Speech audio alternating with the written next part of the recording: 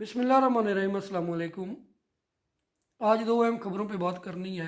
पहली खबर है कि करा एक करारदाद पेश की गई है अमान बाला में, सेनेट में, जिसका अनुमान था कि इलेक्शन को डिले किया जाए। दूसरी अहम खबर, एक बिलावल भुट्टो साहब ने आज एक स्टेटमेंट दी है, उस हवाले से है। पहली बात करते हैं जो सेनेट में करारदाद पेश की गई उस हवाले से। तो जो करारदाद पेश की गई और फिर वो कसरत राय से मंजूर भी हो गई, वो ये थी कि मुल्क में जो खासकर दो सूबे हैं उनमें न कैसे अमन का मसला है, इस वजह से जो इलेक्शन है वो इस वक्त डिले किए जाएं और बाद में इलेक्शन जो है वो कराए जाए।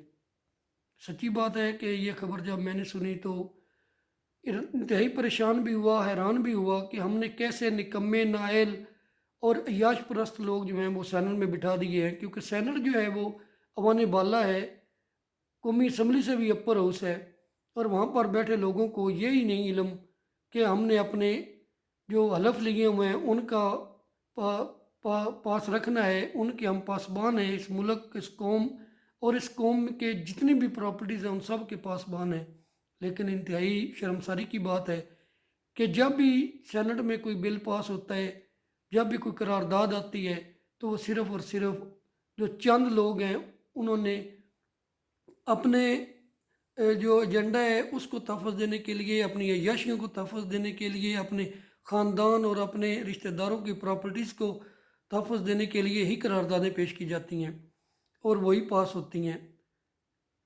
अब देख लें, यही सेनेट है, अगर ये चाहते तो ये भी पास कर सकते थे करारदाद लाकर कि इस मुल्क में 10 दिन के अंदर अंदर तमाम तर जो DPOज़ हैं, RPOज़ हैं, IGज़ हैं, SDPOज़ हैं, उन सब को ये पाबंद किया जाए कि वो मुल्क में एक हफ़्ते के अंदर अंदर अमन को कायम करें। जो कायम नहीं करेगा उसको नौकरी से जाना पड़ेगा। तो देखते ये कैसा मुल्क जो है वो अमन का गवारा नहीं बनता। वो चाहते तो वो ये करारदाद भी कोई ला सकता था कि इस मुल्क में आज तक जो ज़मींदार हैं उनको खाद, बीज, ज़रूरी अद्वियात, कोई भी चीज़ जो है वो कंट्रोल रेट पे नहीं मिली, तो एक हफ़्ते का टाइम दिया जाता है कि सबको सब दुकानों पे कंट्रोल रेट पे खाद्य, मेडिसन, बीज वगैरह दस्तयाब होंगे। तो ये भी हो सकता था। वो ये भी कर सकते थे कि इस मुल्क में जो बैतुल माल का निज़ाम है वो बेहतरीन तरीके से चलाया जाए। वो ये भी कर सकते थे कि इस मुल्क में जो करप्शन है उसको नकेल डाली जाए और तमाम लोगों के मेरिट पर काम किए जाएं। लेकिन ऐसा कुछ नहीं हुआ और ना ही होगा। और हम ये देखते रहे हैं कि इस मुल्क के चंद अशराफिया जो हैं, चंद सियासतदान जो हैं, वो जो मुल्क का 10% भी नहीं बनते, वो इस मुल्क को लूट रहे हैं, इस मुल्क को अपनी मर्ज़ी के मुताबिक चला रहे हैं। और हम 90% जो लोग हैं वो भेड़ बकरियों की तरह उनके आगे दुम हिलाते चलते फिर रहे हैं। आखिर कब तक हम ये देखेंगे। और दूसरी बात ये करनी थी कि बिलावल भुट्टो जरदारी साहब ने आज कहा है कि जो मौजूदा अफसरान हैं वो इस वक्त जितने भी मुलाजिम हैं वो मौजूदा तनख्वाह पर काम नहीं कर सकते, उनकी तनख्वाहें कम हैं। जब मैं इक़्तिदार में आऊँगा तो उनकी तनख्वाहें 10% जो हैं वो नहीं, 20 नहीं, मैं उनकी दुगनी तनख्वाहें कर दूँगा। और साथ उन्होंने कहा कि मैं 300 यूनिट तक बिजली फ्री कर दूँगा।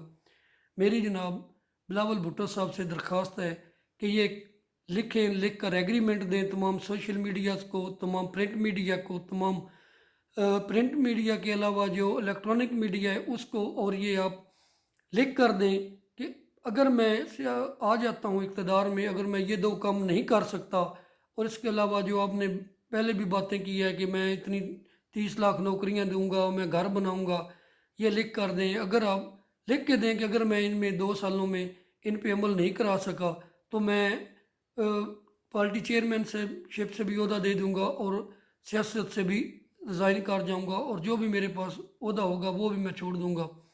ऐसे ही अब अवाम बातों में नहीं आएंगे, आपके खाली जो नारे हैं उनमें नहीं आएंगे। ये पहले भी बहुत से लोगों ने नारे लगाए, बहुत से लोगों ने कहा कि हम ये आपकी ज़िंदगियां बदल देंगे। वाकई उन्होंने ज़िंदगियां हमारी बदल दी हैं। पिछले जो 76 सालों में इन्होंने हमें ख्वाब दिखाए, उन्होंने हमारी ज़िंदगी बदल के रख दी है। जो आदमी 2 वक्त की रोटी खाता था वो 1 वक्त की रोटी पर आ गया है। जो लोग ब्रांडेड कपड़े पहनते थे वो अब जो है वो लंडे के कपड़ों पे आ गए हुए हैं। जो लोग बाहर का खाना खाते थे, अब वो घरों के खाने पे आ गए हैं। तो आपने जो हमें ख्वाब दिखाए वो तो कभी पूरे हुए नहीं। और मैं उम्मीद करता हूँ अपनी तमाम कौम के नौजवानों से, बुज़ुर्गों से, बहनों से, माँओं से कि खुदा रहा अब इनके झांसे में ना आए। ना तो ये हमें पानी दे सके, ना ये हमें सस्ता तेल दे सके, ना ये हमें बिजली दे सके, ना ये हमें गैस दे सके, ना ये हमें ट्रीटमेंट दे सके। डॉक्टर हैं वो, उन्होंने अपना एक वो उन्होंने एक माफिया बन चुके हुए हैं, गैंग बनाया हुआ है। तमाम तार ये डाकू हैं। अब आपने वोट देना है तो देख के देना है। ये अवान ज़ेरी, अवान बाला में जितने भी लोग हैं, अगर अहल होंगे, अक्लमंद होंगे तो ही ये हमारे लिए कुछ कर सकेंगे। अगर ये नस्ल दर नस्ल जो तीन तीन नस्लों से हमारे ऊपर मुसल्लत है, ये कभी भी हमें इंसाफ नहीं दे सकेंगे, ये कभी भी हमारे लिए कानून साजी नहीं कर सकेंगे, ये कभी भी हमारे लिए कोई करारदाद नहीं ला सकेंगे। ये जो भी करेंगे ये सिर्फ अपने मतलब के लिए, अपनी ये याशियों के लिए, अपने जो इनका बैकग्राउंड है उसको महफूज करने के लिए, जो डाके उन्होंने डाले हुए हैं उनको प्रोटेक्ट करने के लिए ये कानून लाएंगे, और ये कुछ भी नहीं लाएंगे। उम्मीद करता हूँ कि आप तमाम लोग जो हैं वो इस वक्त बहुत ही सोच समझ कर अपने वोट का इस्तेमाल करेंगे। फ़ी अमानुल्लाह, अल्लाह हाफिज़।